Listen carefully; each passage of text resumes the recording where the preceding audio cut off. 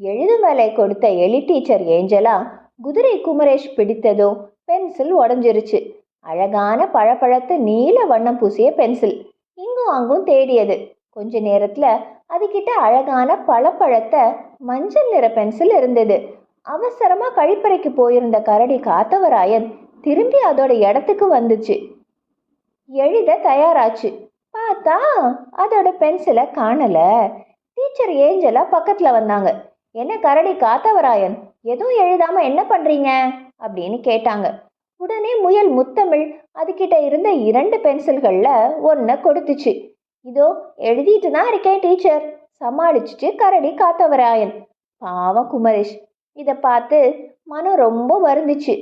Sorry கரடி, நீ இல்லாதப்ப உன்னோட பென்சிலை நான் தான் எடுத்தேன் அப்படின்னு சொல்லிச்சு. பரவாயில்ல, ஆனா அடுத்தவங்களோடத அவங்க அனுமதி கேட்காம நாம எடுக்க